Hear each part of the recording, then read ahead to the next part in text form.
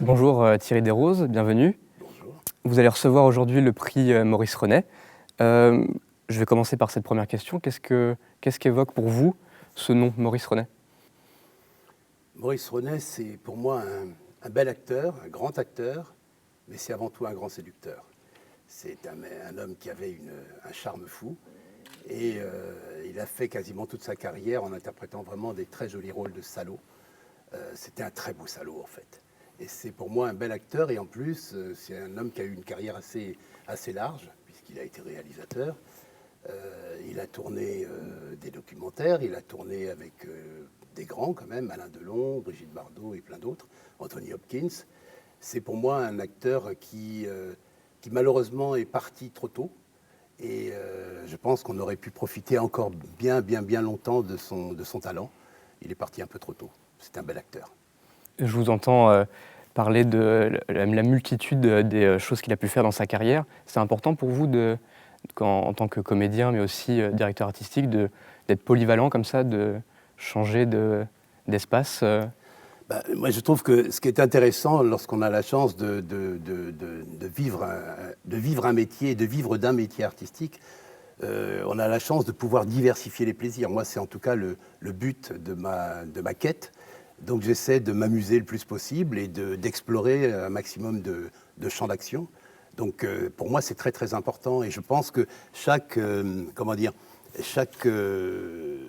domaine que j'explore nourrit l'être que je suis et donc va nourrir l'acteur que je suis. Donc, c'est un cercle vertueux. Voilà.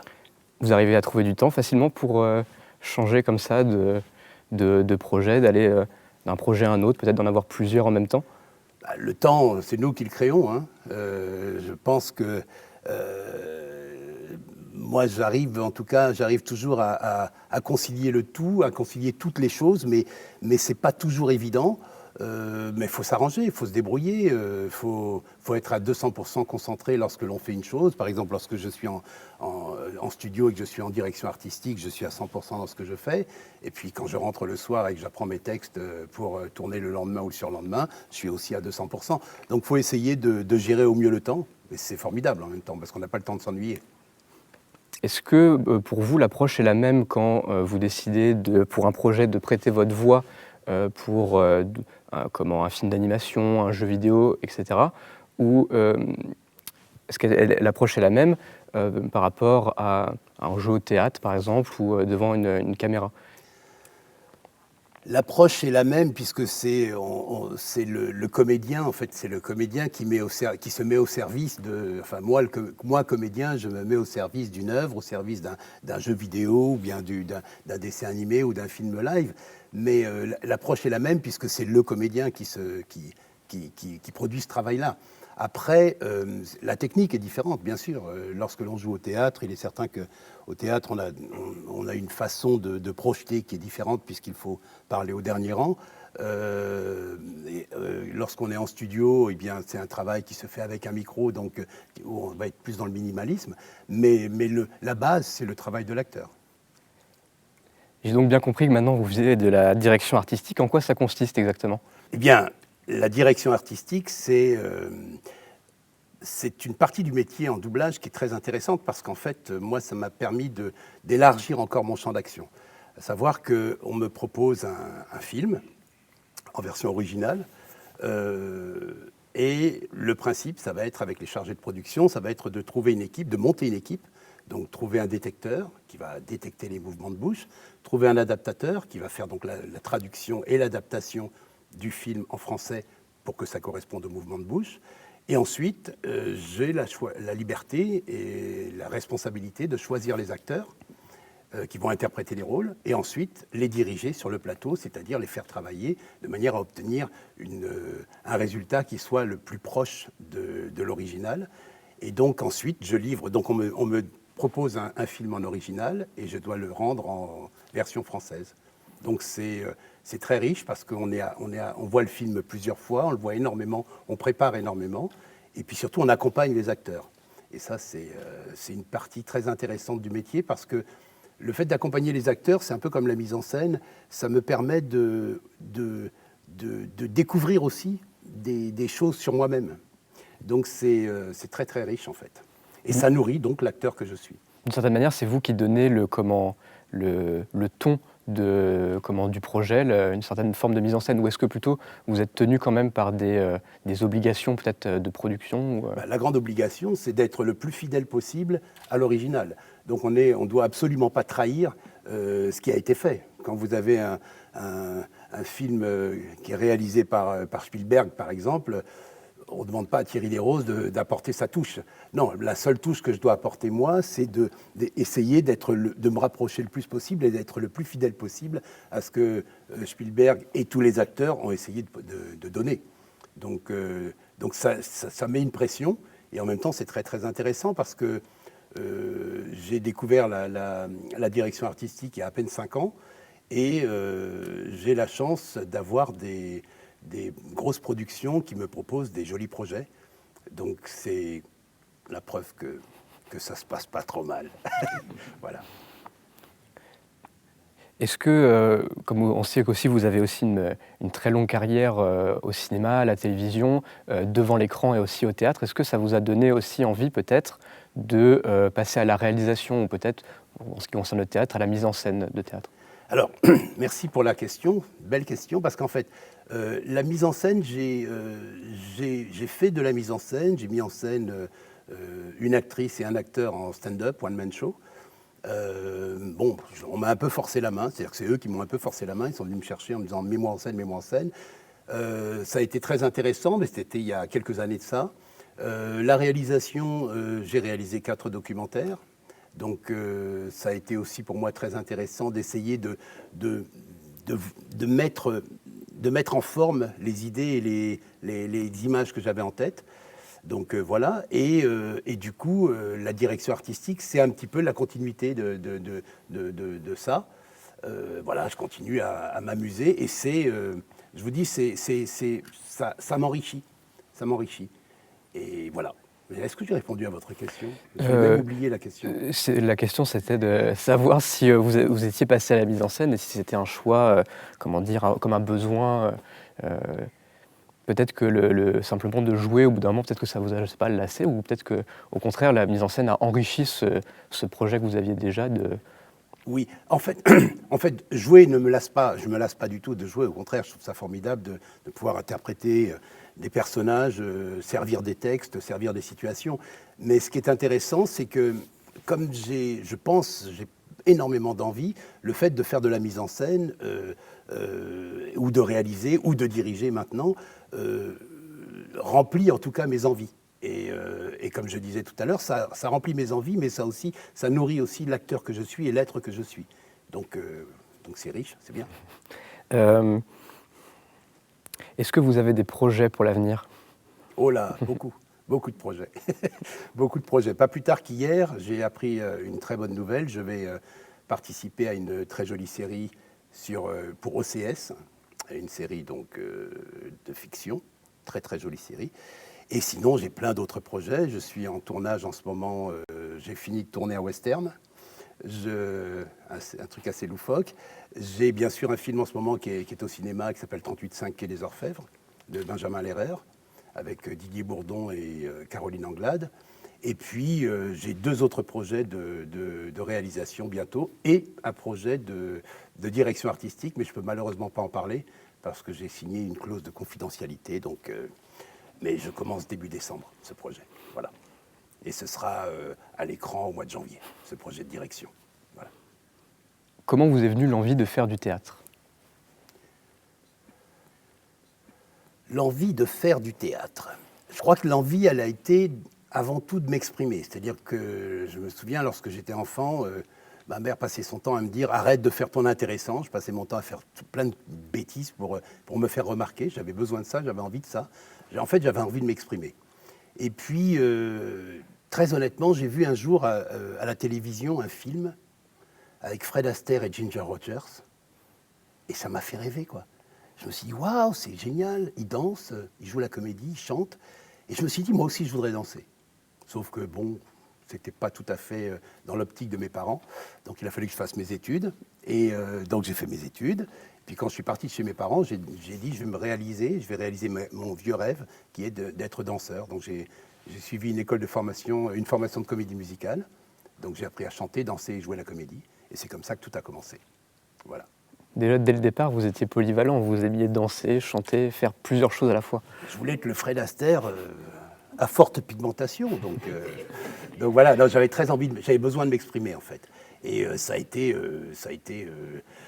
après, j'ai un peu sélectionné parce qu'en fait, je ne pouvais pas tout faire. D'abord, la danse, j'ai commencé très tard, donc j'étais un piètre danseur. Je faisais la blague, mais je dansais derrière les chanteurs et tout ça. Mais j'avais envie, en fait, moi, d'être devant. Donc, je me suis mis à chanter un peu plus. Puis, comme j'étais très traqueur, j'ai mis un peu le chant de côté. Et puis, je me suis consacré à la comédie. Puis voilà. Mais je chante à nouveau. Hein. Là, je chante des choses quand même. Mais oui, je me consacre beaucoup plus à la comédie. Ça a commencé comment, votre carrière de comédien? Ça a commencé comment? Eh bien, c'est une bonne question, ça. Ça a commencé comment?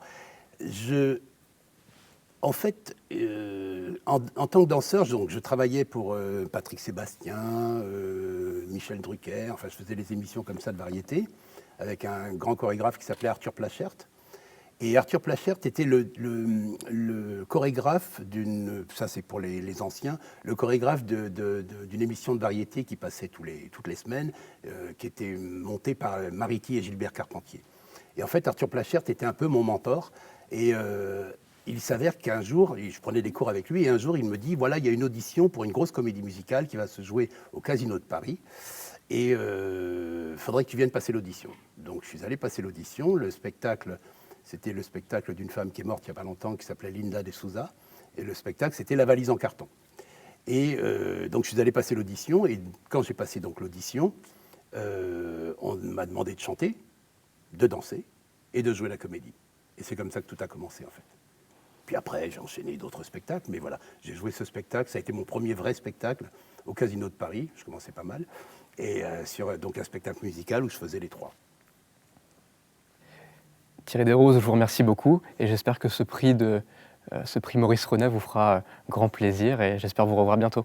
Eh bien, merci beaucoup. Je tiens à dire une chose quand même. Je tiens à remercier mon ami Laurent Bauchet, qui est un grand passionné qui ne lâche rien, un petit roquet. Il est amoureux du cinéma, il est amoureux de l'homme, de l'être humain, et il me fait un grand plaisir en me remettant ce prix. Alors attention, c'est un prix pour l'ensemble de ma carrière. Lorsqu'il m'a appelé, j'avoue honnêtement que je me suis dit, ça sent le sapin. Parce que le côté, on remet un prix pour l'ensemble d'une carrière, ma carrière, elle débute. Donc, je serai encore là pendant 20 ans. Je tiens à te le dire, Laurent, je serai encore là pendant 20 ans. Voilà, merci beaucoup. Merci à vous. Monsieur Desroses, je vous remets ce prix pour cette jeune carrière qui commence. J'espère va durer très longtemps. Ben, merci beaucoup, merci. Il est très très beau. Ah ouais, très joli. Regardez. Voilà. Super beau. Ben, merci mon cher ami. Merci bien. Ah, je te fais le bisou, allez, on est dingue. Donc c'est un prix très officiel, puisqu'on a eu l'autorisation, bien évidemment, de Julien Renet, le fils de Julien Renet, le petit-fils de Charlie Chaplin. Donc voilà, c'est la première fois. Et puis, écoute, bonne continuation encore, parce qu'on te verra, j'espère, pendant 30 ou 40 ans. Non, 20 ans. Après, je siroterai des cocktails au bord de la plage. Et c'est avec un grand plaisir de te remettre le prix Maurice Renet, parce que pour ton talent, ta passion, et puis tout ce qui va avec. Merci beaucoup, merci à toi, merci. Et merci et bravo, bravo. Merci, vraiment. c'était un plaisir. Très joli. Vraiment. Un peu lourd. Voilà, donc Pat, je suis heureux d'être en face de toi aujourd'hui. Eh ben, le plaisir est pour moi. C'est Vraiment. un moment très, très précieux pour plein de gens, pour ce qui est de l'artistique. Je parle de l'artistique et de ce que tu dégages. Voilà, alors le prix Franck Darcel qui t'est remis aujourd'hui, c'est quoi pour toi? Qu'est-ce que ça te... Bah pour paraphraser quelqu'un qui était là juste avant, tu te demandes si ça sent pas un peu le sapin. C'est ça. Mais comment dire, déjà je pensais là, avec ce que je fais, normalement je suis déjà à l'abri du disque d'or, ça c'est clair. Mais je pensais être à l'abri même de tout ça, et donc c'est assez surprenant en fait. Vraiment très surpris, ouais. Moi je suis pas surpris par ça, puisque c'est les choses auxquelles on ne pense pas qui nous arrivent qui font changer les choses. Donc pour moi, c'est ça, je pense que c'est la preuve vie, que ça peut changer. Bien sûr, je pense donc, que la vie est vraiment faite de ça.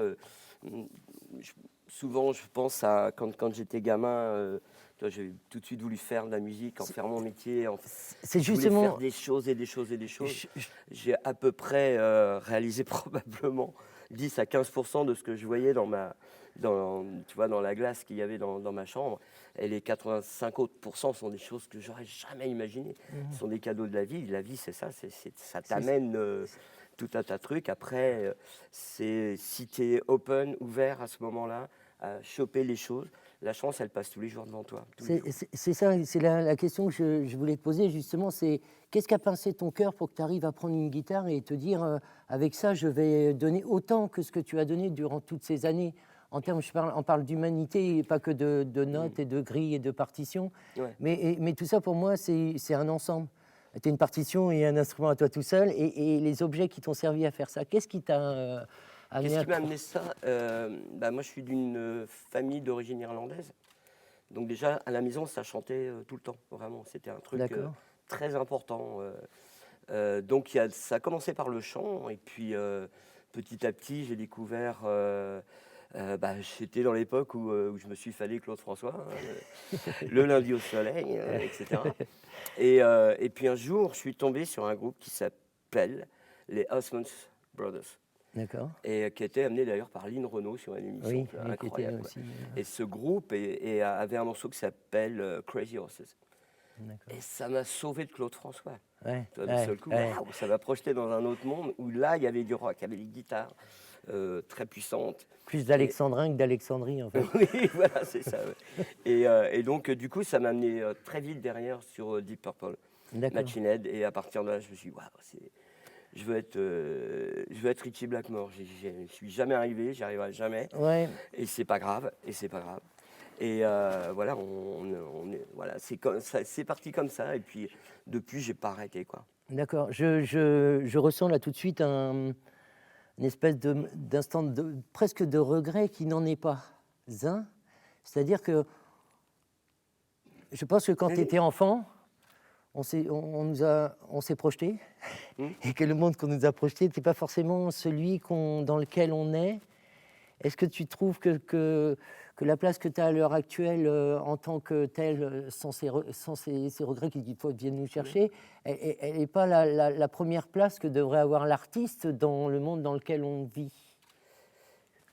Je vois pas trop. En fait, quand tu dis j'ai pas eu peut-être la carrière d'autres gens.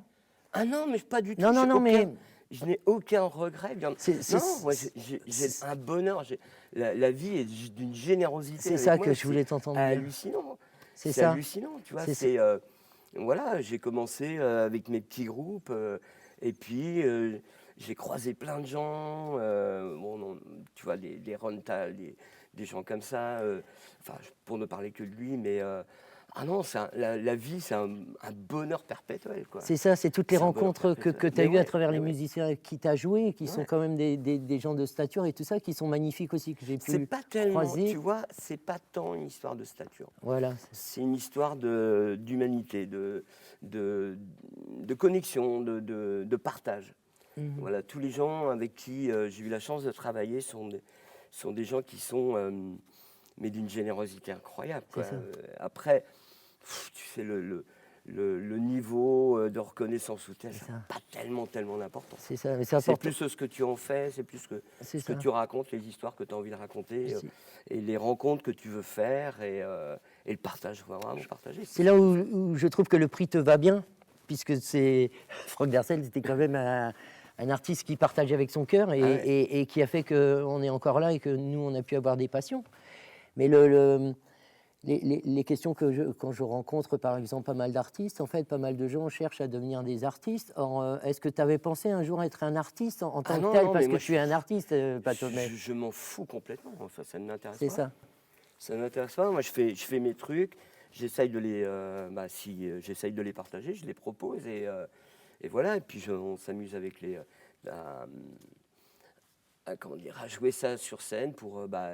essayer de donner donner un peu une autre lecture du monde ou des choses comme ça, ce qui est un peu le but du dernier album, Welcome to a New World. Ouais, justement, si on parlait du dernier album aussi qui est magnifique, il est magnifique. Il y a un travail de. Oui, il est vert, ouais.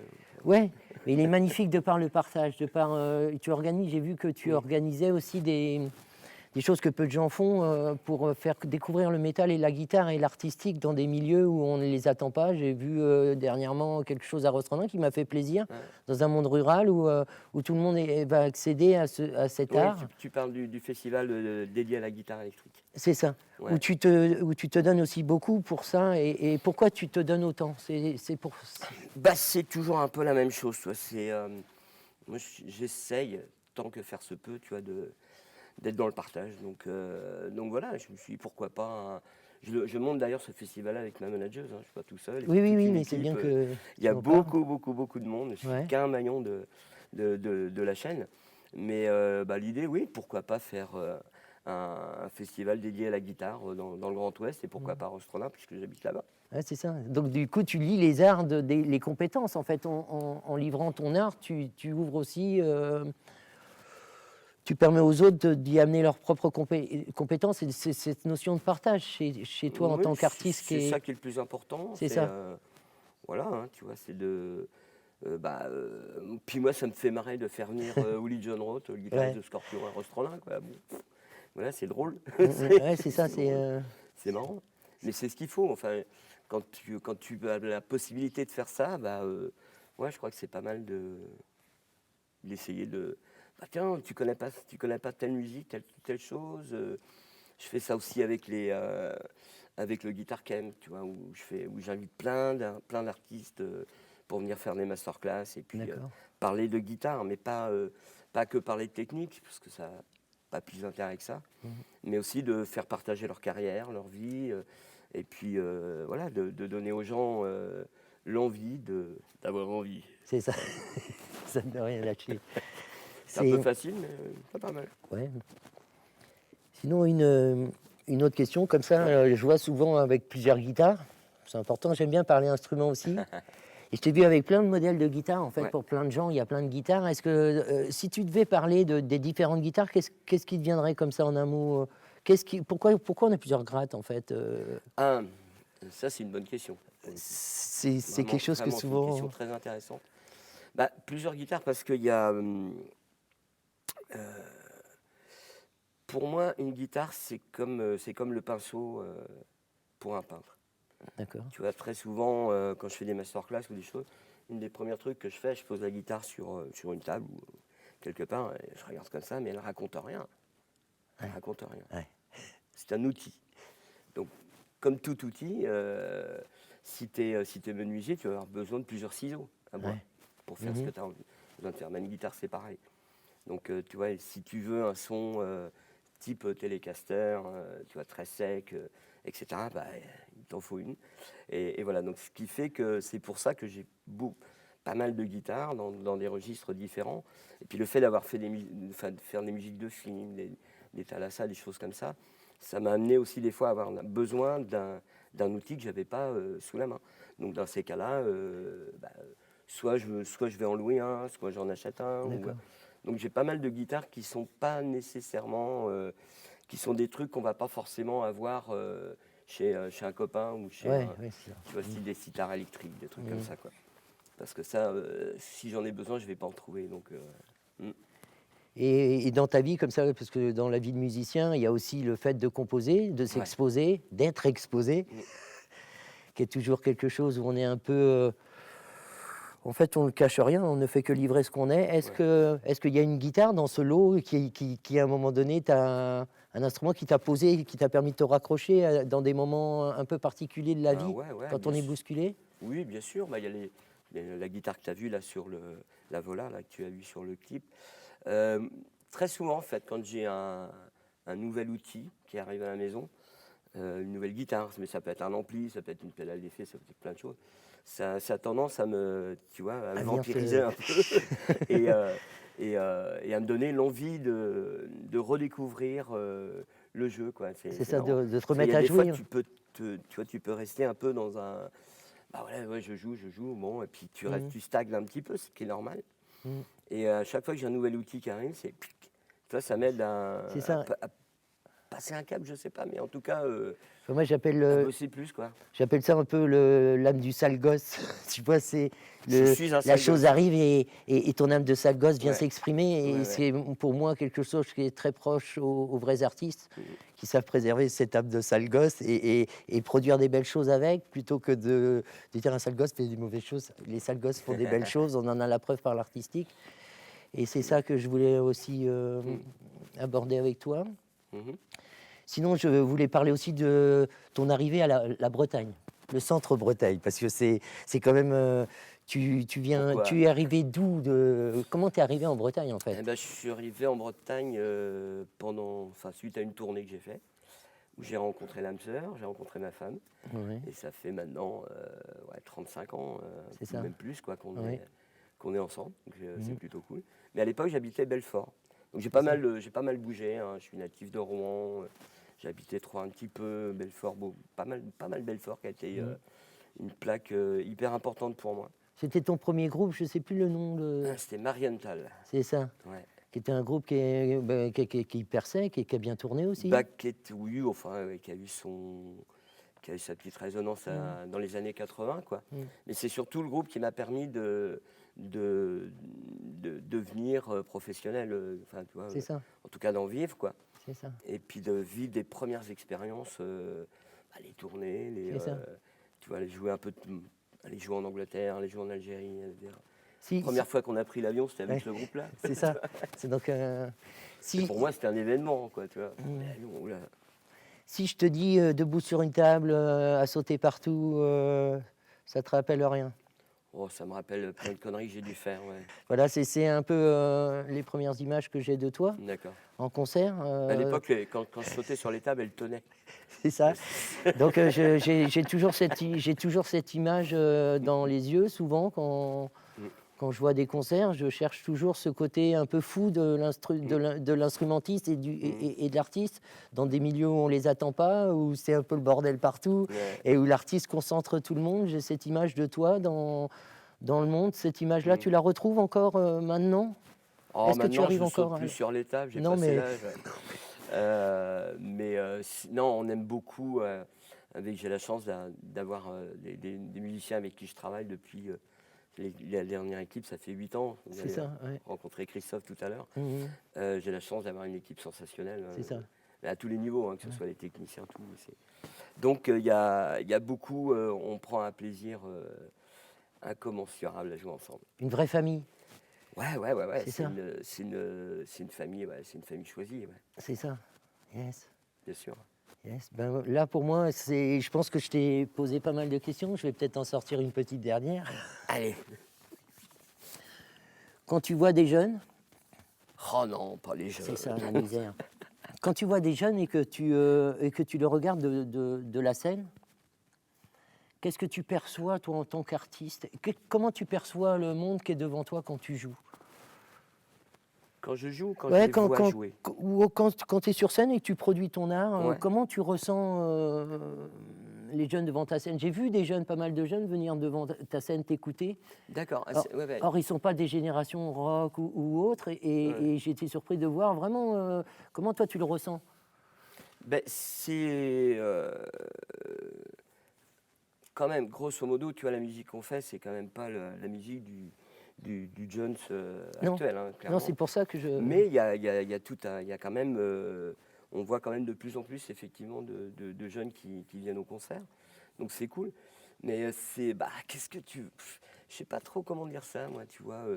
Pour moi, je vois surtout des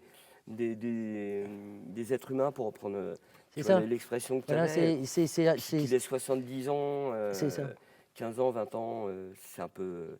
Voilà, je vais pas essayer de l'aborder différemment. Non, mais c'est important de l'exprimer et de dire qu'on ne fait pas de différence en tant qu'artiste à toutes les générations qui sont devant nous. Non, parce que tu sais, je pense qu'au moment où on est sur scène, on est tellement dans la musique qu'on est en train de faire, dans l'énergie qu'on est en train d'envoyer. En fait, on ne voit pas énormément de choses de ce qui se passe devant au niveau des visages. Par contre, on ressent énormément l'énergie du public. C'est un truc de dingue. C'est très addictif en plus. Ouais. Et il y a vraiment ce moment, tu sais, cette espèce de match de ping-pong qu'on va retrouver au théâtre, j'imagine, dans tout ce qui est live en fait. Ouais, dans la prestation. Bon, t'envoies ta proposition, t'envoies tac, tac, tac, et ça prend de l'ampleur. Et si par bonheur tout le monde est bien en face, waouh, tu peux construire un monde qui va durer quelques heures, mais c'est cool. Yes. Patomé, je te remercie de cet instant qui est précieux. Je suis pressé de te retrouver sur scène et je dis aux gens aussi que le rock est présent dans ton jeu. Le rock, c'est tous les artistes, c'est depuis la nuit des temps. Et puis, c'est nos cœurs qui font vibrer nos cordes. Donc, sur ça on est maître de rien. J'adore cette phrase. Et j'espère que le futur dessinera un monde qu'on dessinera avec les partitions. C'est ça. En tout cas, c'est ça. Merci à toi, Patomé, de cet instant précieux. Merci, Pascal. Et nous.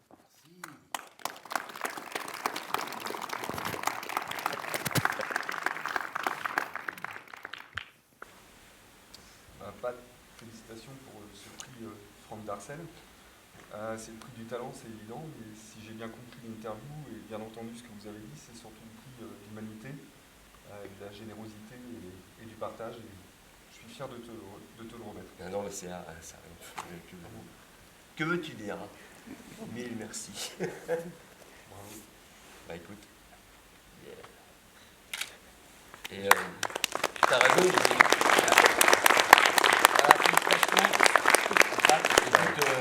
c'est amplement mérité. Voilà, je te connais depuis très peu en live. C'est pour ça que tu m'aimes encore. Voilà, je connaissais ta musique. Faire le prix Franck Darcel, que je connais depuis, j'allais dire petit, mais enfin jeune.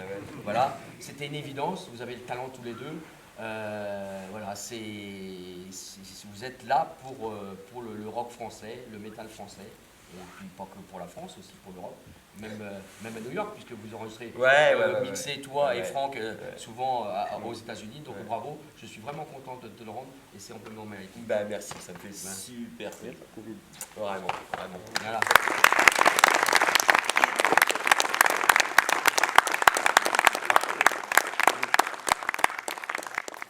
Salut Christophe. Salut Pascal. Enchanté de te voir en face de moi aujourd'hui pour te poser des questions. C'est terrible. J'adore interroger les humains, ce que tu es. Je t'ai vu jouer. On va y aller tout de suite. Basse 5 cordes. Oh, pourquoi 5 cordes? C'est pour faire paraître plus intelligent que les autres bassistes. C'est ça. C'est une histoire de clé en plus ou c'est l'histoire de ta vie? C'est une corde plus grave. En plus, en fait, on peut monter soit une corde plus grave ou soit une corde plus aiguë. Souvent dans le jazz, les mecs montent une corde un peu plus aiguë. Moi, c'est plus pour aller dans les fréquences graves. En fait, la 5 cordes, elle a été inventée à l'époque du disco où les bassistes ont disparu en fait, des productions au profit du clavier qui descendait très bas. Et il y a un mec, un jour, je me souviens plus qui exactement, mais a rajouté cette corde-là pour descendre.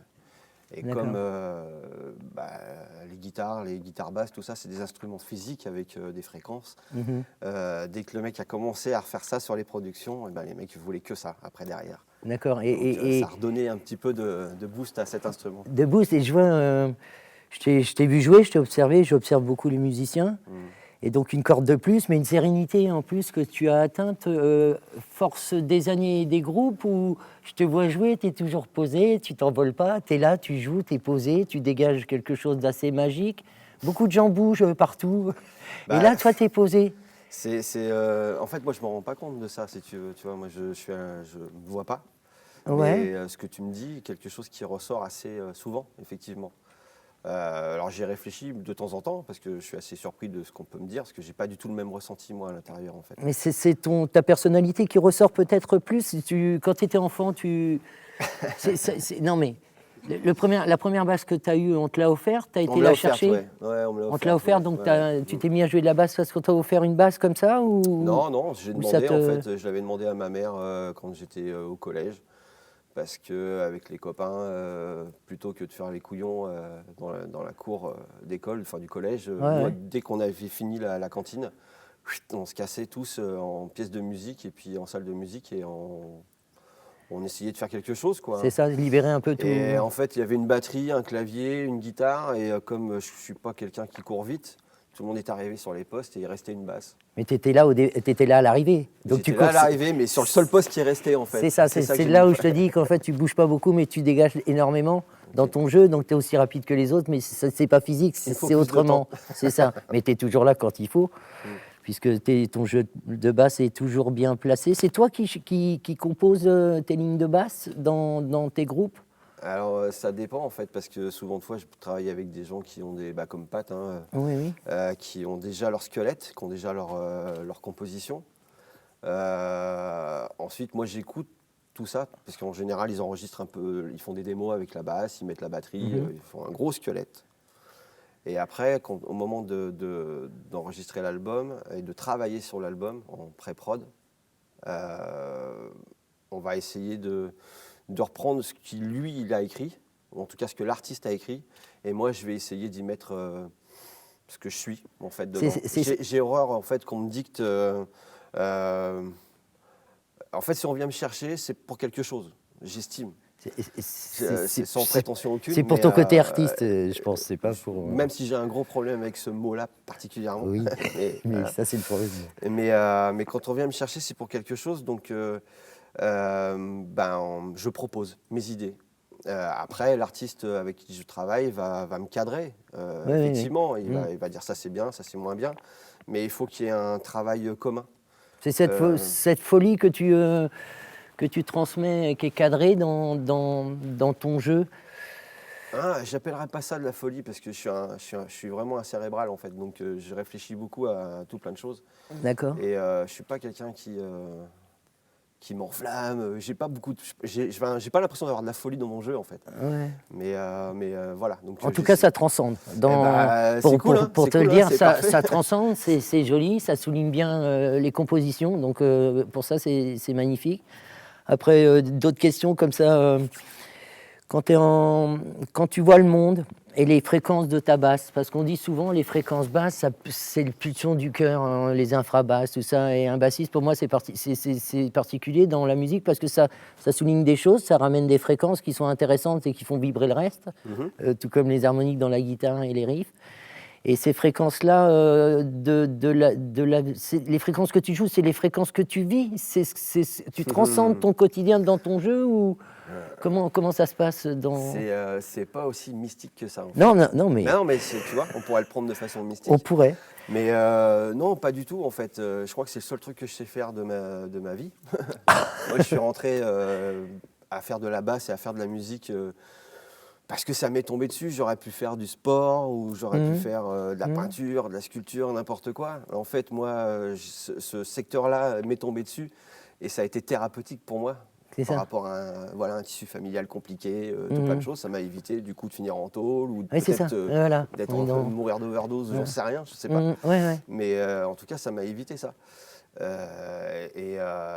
Du coup, je le prends plus comme la musique, c'est quelque chose qui m'accompagne en fait, et donc la basse avec, c'est quelque chose, c'est le seul instrument que je maîtrise. Des fois, on me pose la question, on me dit, mais tu joues pas d'autres instruments comme la batterie? Alors je tâtonne, hein, deux, trois. En fait, tu joues d'un autre instrument, je pense, comme tous les artistes, on joue de nous-mêmes.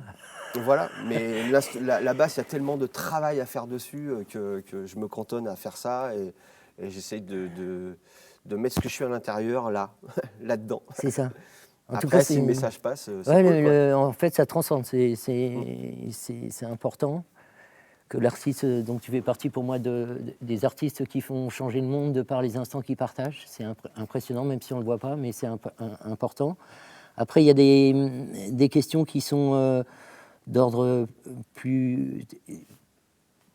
Est-ce que dans le fait de jouer en groupe, puisque tu me disais la basse t'a amené à autre chose, est-ce que le fait de jouer en groupe t'a amené encore à autre chose? Est-ce que les rencontres que tu as fait artistiquement parlant avec ton instrument ou sans ton instrument à travers le fait d'aller jouer t'ont apporté quelque chose de précieux? Tout apporté en fait. Parce que moi j'avais l'impression d'être une coquille vide en fait quand j'ai commencé à faire de la musique. Et c'est les rencontres avec les gens, les différentes choses, les différentes personnes qui viennent d'univers complètement différents.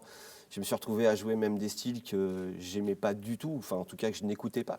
Mais parce que les gens qui me proposaient de jouer avec eux, étaient tellement passionnés par ce qu'ils faisaient que j'avais envie de jouer avec eux, en fait, de passer un moment avec eux, de partager un moment avec eux, de comprendre comment ce qu'ils ont vécu, comment ils réfléchissent, voilà, leurs habitudes, voilà. Et tout ça, ça m'a enrichi, en fait.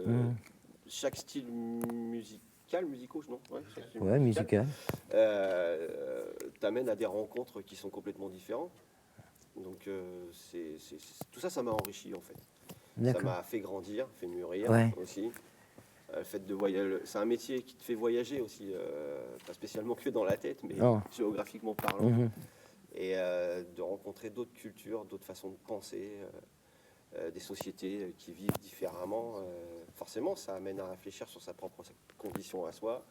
Et tout ça, c'est des choses qu'on emmagasine, quoi. Donc voilà.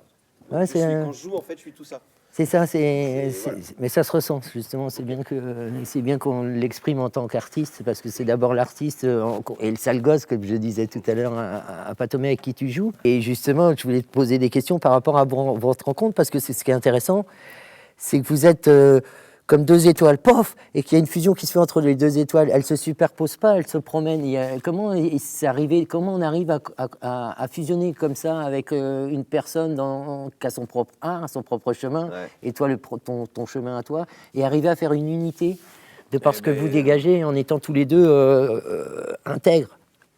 Moi, je dirais surtout que l'adjectif qui nous caractérise tous les deux, c'est la complémentarité.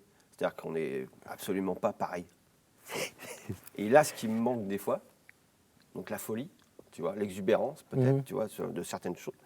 Et voilà. Enfin, moi, j'ai parlé de ce que lui, je vais trouver chez lui. Tu vois. Et lui, peut-être qu'il vient trouver chez moi. Ça, il n'y a que lui qui peut le dire. Mais je pense qu'il y a une espèce de complémentarité. On se retrouve après. Il y a la Suisse au milieu et on fait notre bazar là-dedans et tout va bien, quoi. Voilà. Ouais. La folie, ça serait peut-être de se partager et d'échanger nos différences. C'est ça. C'est ce qui crée la folie, en fait. Et avec Pat, on discute beaucoup. On a passé beaucoup de temps à discuter, à refaire le monde. Tu vas bien, dans le milieu de la musique, une fois qu'on a fini les concerts, on n'a pas envie de se coucher tout de suite. C'est ça, oui.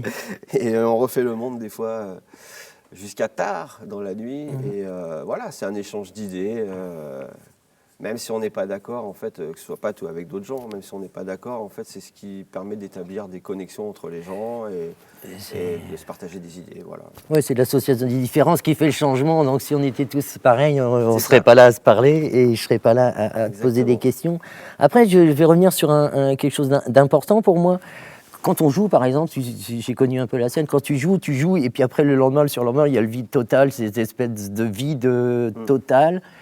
Est-ce que ce vide total-là, tu arrives à le prendre en main, ou est-ce que, comme j'ai demandé à Patomé tout à l'heure, est-ce qu'il y a un instrument vers lequel tu vas pour dire hop, il me reste toi pour éviter ce vide, ou est-ce que tu assumes ce vide après la scène je l'assume maintenant. Je l'assume. Quand j'étais beaucoup plus jeune, ça m'est arrivé de partir en tournée sur plusieurs mois. Quand tu reviens, c'est compliqué. En fait, t'es loin de la. Enfin, t'es en mode babysitting, t'es infantilisé. En fait, t'as toujours des gens qui s'occupent de toi. T'es loin de ta boîte aux lettres, donc t'as pas accès à tes factures. Tu vois, voilà. Et tu reviens, tu mets un peu de temps quand même à revenir dans la réalité. Maintenant, je le gère bien parce que j'ai une vie familiale qui est très équilibrée et que voilà, je gère bien les deux. Je fais mon métier, j'arrive à switcher. Voilà, parce que c'est vrai que c'est un art, mais aussi c'est un métier, quoi. C'est ça, c'est d'abord c'est un métier aussi. Et du coup, je sais que quand je rentre sur le ring de mon métier, je me mets au service de mon métier, et puis après j'en ressors, et là je suis avec ma famille. Voilà, j'ai besoin de cet équilibre-là maintenant. Donc mon vide en question, c'est ma famille. Ah bien, voilà. C'est bien. Mais voilà, c'est magnifique d'entendre des choses comme ça, parce que c'est ça aussi qui montre l'humanité dans les peuples. Et donc on va sortir un peu du côté intérieur, on va vers l'extérieur. Dans ta vie, là, parce que tu es jeune, tu as quel âge toi maintenant? J'ai 50 ans. Et tu vois, on est toujours si c'est jeune, c'est cool. Hein. Non mais, à 50 ans, est-ce que tu te sens toujours sale gosse? Quand tu te lèves le matin, tu te sens comment? Tu te regardes dans la glace, tu vois quelqu'un, ou tu te regardes dans la glace et tu vois personne? Je me regarde de moins en moins, on va dire. Ah ouais? D'année après année, j'y vais le moins possible à me regarder. Non, mais je me sens toujours sale gosse, surtout quand je suis, en fait, tout seul, ça va. C'est quand je suis avec d'autres copain, c'est pas qu'il me pousse, mais il me faut pas grand-chose, quoi. C'est ça, ouais. Ouais. Mais c'est la vie. Exactement. Les potes, voilà, ça me fait faire des trucs. Yes. Sinon, une autre question comme ça, si tu devais là, tout de suite, à l'instant T, là, me donner une note de la gamme, tu me donnerais laquelle? Fa. Et pourquoi Fa? La clé de Fa, la basse. Bien. C'est un bon bassiste. Qu'est-ce qui te ferait plaisir de réaliser avec ton art, c'est-à-dire avec ton art, avec ce que tu pratiques, avec ce que tu es en train de faire en ce moment? Qu'est-ce qui te ferait plaisir de réaliser? Quel serait ton rêve dans le monde dans lequel on vit? Quelle note de basse, quelle fréquence tu aurais envie d'envoyer, toi, là, tout de suite, Quel au rêve monde? j'aurais envie de réaliser, en fait, c'est ça? Ouais, ou Non. qu'est-ce que tu aurais envie de faire, sous quelle fréquence, pour que le monde dans lequel tu vis, pour aller plus loin plus loin dans tes rêves? Eh ben, je vais te dire un truc. Quand j'étais ado, je pensais pas arriver là où j'en suis là, maintenant déjà. Ouais. Donc, j'ai, pour moi, personnellement, déjà explosé mon plafond de verre. Ouais. Tu vois? Pour moi. Ouais. Donc, tout ce que je vis actuellement, c'est du bonus. Tu vois, là, je suis sur une notion de plus d'équilibre entre mettre tout ce que j'ai vécu et tout ce que j'ai emmagasiné au service des autres, ma famille. Mhm. Et donc, toutes les opportunités qui peuvent venir aujourd'hui, c'est vraiment que du bonus, en fait. Ouais. Je les prends pas. Et même à une période où j'aurais pu avoir tendance à tout prendre, parce que j'en avais besoin, parce que je courais certainement après quelque chose. Aujourd'hui, je cours un peu moins aussi après certaines choses. Et donc, du coup, ça se ressent dans ton jeu. Hein. C'est Bah, ça ressort dans ton jeu. Peut-être. Ça ressort dans ton jeu, cette maturité. Je le sens dans ton jeu quand je t'observe jouer. Il y a des choses qu'on ne peut pas cacher. Et c'est bien parce que tu les livres honnêtement. Si je le ressens en te voyant, c'est que tu les livres honnêtement. C'est toujours mieux que ceux qui font semblant. Je sais pas tricher de ce côté-là. C'est compliqué pour moi. Yes, donc voilà, ben, pour l'instant, tu vois, le reste, ouais, c'est que Christophe, du bonus. je suis content de partager ce moment avec toi. Surtout Merci, que ouais, c'est c'est important pour tout le monde de savoir ce qu'est un vrai artiste, ce qu'est un bassiste, et qu'on puisse aussi raconter la vie de scène, la vie hors scène. Je suis très heureux de cet merci à toi pour instant-là ces et questions, j'espère pour vous ce dialogue, recroiser, en tout toi cas. et Patomé et tous les musiciens qui représentent les vrais artistes dans la rue ou ailleurs. Et merci encore pour cet instant. C'est précieux pour nous et pour tout le monde. Merci Pascal. Merci à toi.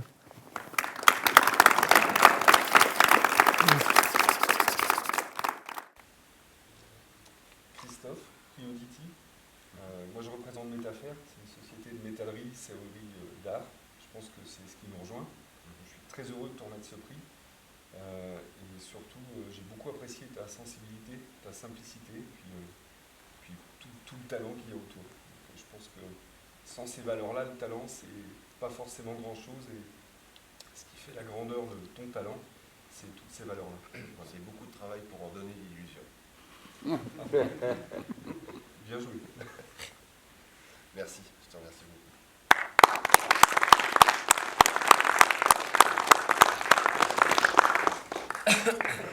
Avec plaisir.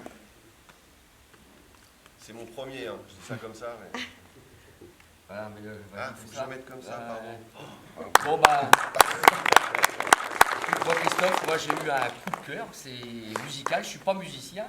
Je commence un peu la basse, mais il y a 2 mois, donc voilà, on va avancer petit à petit. J'adore la basse. Et lors du premier festival Gist Armor Fest, c'est ça? Guitare, bon, enfin, Ouais. guitare. Guitare, ouais, Armor Fest, à Ostronin, que j'espère il y aura une 2e édition. J'ai tout de suite, quand je t'ai vu jouer avec cette fluidité, j'avais l'impression que tu jouais de la basse, que moi je bois mon café le matin, ça passe comme une lettre à la poste, c'est fluide, c'est beau, et tu n'attaques pas les cordes. Moi j'adore quand les gens jouent peut-être fort, mais sans attaquer les cordes. Alors je ne suis pas musicien, c'est peut-être ce que j'ai vu, et tu m'as donné énormément de plaisir. Est-ce que tu as fait aussi avec C'est du playback, en fait. Merde. En fait, ce que tu as fait avec Patrick Ronda, j'avais un de mes fils qui était là et qui avait les yeux écarquillés sur Patrick Ronda et sur toi aussi. Donc voilà, donc félicitations. Donc Auditi, c'est, comme je l'ai dit en début, c'est un hommage et une référence à David Bowie.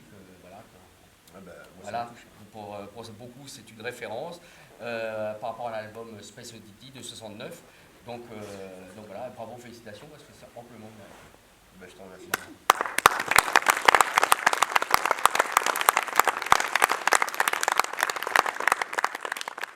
Donc Océane, pour cette première édition, j'avais demandé aux membres de ta famille de pouvoir créer le prix Jean-François Garot, parce que j'ai eu une amitié sur le tard, malheureusement avec lui. Je l'avais croisé quand j'étais jeune, en 1984, donc j'étais figurant dans un film, Le Voyage à Paimpol.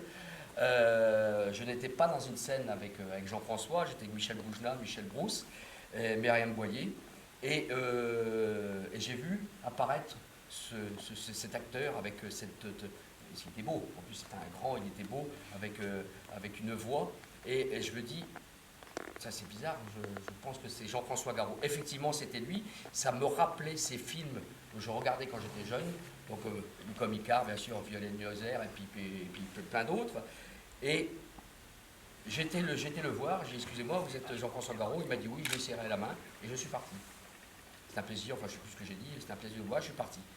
Et en 2016 ou 2017,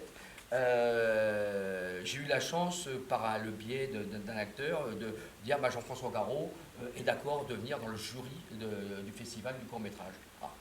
Et donc, je l'ai revu 35 ans après. Voilà, ça m'a fait quelque chose parce que c'est un des acteurs aussi, comme Maurice Renet, comme Romy Schneider, comme Gabin, que j'adore, Nino Rotura, voilà, chacun a sa personnalité. Et Jean-François Garot, ça a toujours été quelque chose pour moi. J'ai des trucs chez moi, on va dire collector, de Jean-François. Et donc, écoute, le voici derrière nous, à côté Franck Darcel pour la musique qui n'a pas pu venir ce matin parce qu'il était occupé en concert. Donc, écoute, au nom de l'association Paul Simon Sound and Vision, alors Sound and Vision, son et image, voilà, c'est une référence aussi à David Bowie, et Paul Simon à mes deux fils, Paul et Simon évidemment. Donc, écoute, je te remets le prix Jean-François Garot, puis j'espère que là-haut, tu nous regardes. Et puis, merci à toute la famille pour avoir accepté de porter ce nom, et j'espère qu'il y aura une deuxième édition, et que, Inch'Allah, que ça continue, et voilà, qu'on voit plein de personnages, plein de personnalités pour ces prix. Merci Océane, c'est gentil. Voilà. Merci. Ouais.